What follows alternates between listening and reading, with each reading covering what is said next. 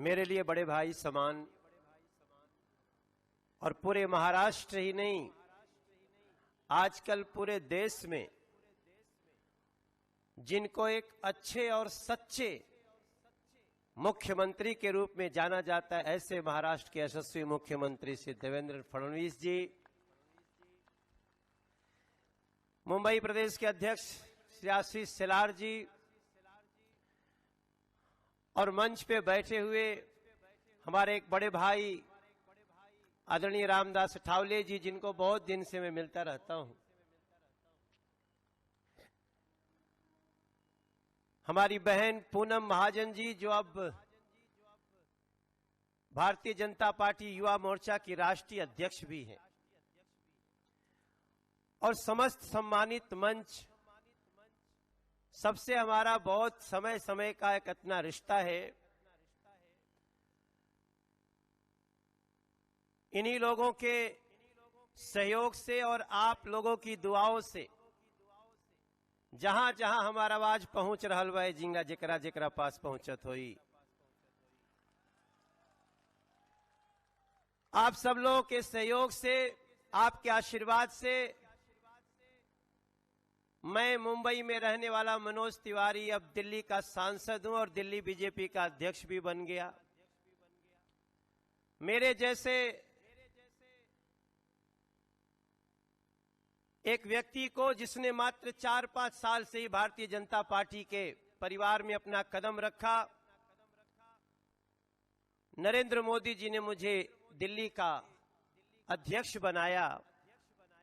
मेरा कर्तव्य बनता है कि इस देश में जहां जहां भी अपनी ताकत के बल पे कोई किसी को दबाने की कोशिश करे, तो मनोज तिवारी के ही कर्तव्य बना था कि हम जिंगा जाई और अपन बात कहीं और लोगन के जगाई। मैं जब कभी कभी हिंदी बोलते बोलते भोजपुरी बोलता हूं, जब तालियां बजती हैं, तो मुझे लगता है कि सारा देश एक ही नारा मानता है, सबका साथ सबका विकास। और सबका साथ सबका विकास अगर सच मामले में कहीं हम देख रहे हैं, तो भारतीय जनता पार्टी के इस कमल के निशान के तले देख रहे हैं। देवेंद्र फडणवीस जी को इनके शासनकाल में देख रहे हैं, और हमारे नरेंद्र मोदी जी ने इसको साक्षात आप सभी के बीच में ला दिया है। हम आज आप सभी से प्रार्थना करने आए हैं, दोनों हाथ जोड़ के, कि न हम किसी के डराने से डरेंगे, न किसी के धमकाने से हम पीछे हटेंगे। मुंबई के इस बीएमसी चुनाव में जो बुलंद फैसला किया है देवेंद्र फडणवीस भाई ने, हम उनके फैसले को सच करके दिखाएंगे और बीएमसी में बीजेपी को बैठाएंगे। अभी मैं जब 3 दिन पहले प्रचार कर रहा था, तो मेरी गाड़ी तोड़ दी गई, मेरी गाड़ी पे हमला हुआ। कुछ लोग आए और गाड़ी का दाहिने तरफ का मिरर उरर तोड़ के पत्थर से उसमें एक चिट लिख के चले गए, मुंबई में प्रचार बंद कर दो मनोज तिवारी, नहीं तो अभी तुम्हारे गाड़ी का शीशा तोड़ा है, कल अगर निकल गए तो मुंह तोड़ेंगे। मैं वापस खड़ा हुआ। उस अटैक के बाद भी मैंने 6 सभाएं की, और आज फिर मैंने अपनी तरफ से फोन किया देवेंद्र भाई साहब को कि आज भी मुझे आने का मौका दीजिए, मैं आज भी खड़ा होना चाहता हूं, देखता हूं कोई मेरा मुंह तोड़े तो। मेरा मुंह टूट जाए, मेरी गाड़ी टूट जाए, फर्क नहीं पड़ता दोस्तों, लेकिन जो विकास की गति चल पड़ी है देवेंद्र भाई के नेतृत्व में, बीजेपी के नेतृत्व में, नरेंद्र भाई के नेतृत्व में, उस गति को नहीं टूटना चाहिए। यही आपसे प्रार्थना करने आया हूं। नरेंद्र मोदी पर अब शिवसेना हमला कर रही है। उस नरेंद्र मोदी पर जिन्होंने जब लाल किले पे बैठे तो लाल किले पे खड़े होके उनको दिखता है कि हमारी बहनों के घर में शौचालय है कि नहीं, उस नरेंद्र मोदी को, उस भारत के बेटे पे शिवसेना उसके लिए अपशब्दों का प्रयोग करती है। मुझे दुख होता है। हम लोगों के सामने कई सारी तस्वीरें लगी हैं और उन तस्वीरों में एक हमारे सम्माननीय बाला साहब ठाकरे की भी तस्वीर है। हम उनका बड़ा आदर करते हैं। आज अगर वो जहां भी होंगे उनकी आत्मा दुखित हो रही होगी, क्योंकि नरेंद्र मोदी जैसे व्यक्ति का अगर कोई विरोध करता है, कोई अपशब्दों का प्रयोग करता है, तो मैं समझता हूं वो भारत के गरीबों के विकास का बाधक है, भारत के झोपड़पट्टी का बाधक है। और ऐसे विरोध को हम कंडेम करते हैं यहां खड़े होकर आप सभी के आशीर्वाद से। मैं आप सभी से प्रार्थना करना चाहता हूं, आप कभी सोचिएगा, इस देश में कभी कभी विचार करिए, बैठ के पूछिए कि देवेंद्र फडणवीस के पिताजी का क्या नाम है, जरा पूछो, जरा आपस में पूछिए, नरेंद्र मोदी जी के पिताजी का क्या नाम है। अगर कोई आपको बता दे तो आप मुझे जरूर फोन करिएगा।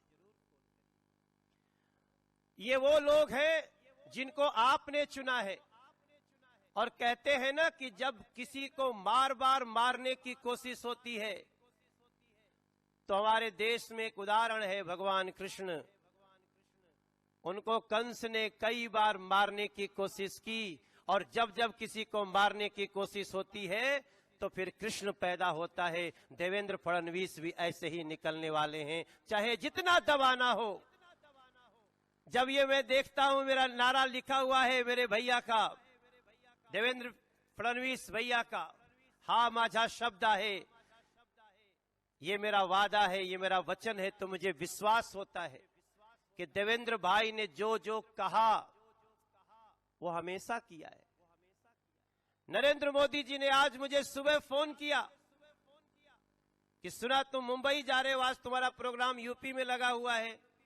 मैंने कहा सर, मैं 2 दिन प्रचार किया तो मेरी गाड़ी तोड़ दी गई, मुझे धमकी दी गई है कि तुम प्रचार करने आओगे, इतनी संख्या में लोग निकल रहे हैं बीजेपी के पक्ष में, तुम्हारा मुंह तोड़ेंगे। तो मैंने आज प्रधानमंत्री जी से कहा कि सर मैं स्वयं जाना चाहता हूं, क्योंकि देवेंद्र भैया ने जो कार्यक्रम शुरू किया है मुंबई के लिए, उसमें मेरे भी कई ऐसे हमसे संबंधित दर्द हैं जिसका समस्या का समाधान हो रहा है। कुछ दिन पहले मुझे किसी ने फोन किया था, हमारे गांव का आदमी रहता है गोरे गांव में, बोला भैया हमरे बेटी के शादी बा, अपन घरवा रंगत रली हैं, तो लोग आके 3 लाख रुपया मांगत बा हमसे। एक मेरे गांव के आदमी, उनको आशा थी मनोज तिवारी सांसद हो गया, मेरी समस्या सुनेगा, सर मैं आपके सामने बोलना चाहता हूं। वो अपनी बेटी की शादी के लिए अपना घर रंगवा रहा था, और लोग आगे, अरे इसका परमिशन है क्या? वो बोला जी बेटी की शादी है, कुछ नया घर नहीं बना रहे। बोले नहीं नहीं परमिशन नहीं लिया, ऐसे 3 लाख रुपया भिजवाओ। मैंने जैसे ही किरीट सोमैया जी को यह बात बताई, इन्होंने तुरंत वहां गए, उस परिवार से मिले, उन्होंने देवेंद्र भाई से बात की। आज वो परिवार सबसे खुश है, क्योंकि उसको बिना कुछ लिए दिए अपने घर का रंगवाया भी, उसकी बेटी की शादी भी हुई, और हमने उसको वादा भी कर दिया है इस बीएमसी के चुनाव में बीजेपी को जिताएंगे तो इन सारी समस्याओं से निदान पाएंगे। हम आप सभी से हाथ जोड़ के प्रार्थना करना चाहते हैं, ये जो समय है जो आने वाला है 23 फरवरी को, 23 को ही अपना 21 को, हम माफ करिएगा मैं यूपी में थोड़ा घूमते हुए हमारा सब कंफ्यूजन में आ जा रहा है। 21 फरवरी को वोट होगा और 23 को नतीजे आएंगे। 21 फरवरी को सारा काम छोड़ दीजिएगा, क्योंकि पहली बार एक बुलंद फैसला लिया है हमारे देवेंद्र फडणवीस भाई साहब ने, और हम सभी का कर्तव्य बनता है, चाहे हमारे महाराष्ट्र में रहने वाले भाई बहन हो या कहीं से भी आके इस नगरी में, इस मिट्टी में रहते हैं, हम सभी का कर्तव्य है कि हम घर से निकल के जाएंगे, कमल का बटन दबाएंगे, मुंबई को चमकाएंगे और देवेंद्र फडणवीस भाई की शक्ति को बढ़ाएंगे। आप सभी को बार बार अभिनंदन करता हूं। दोनों हाथ उठा करके एक बार बोलिएगा मेरे साथ, भारत माता की जय। महाराष्ट्र।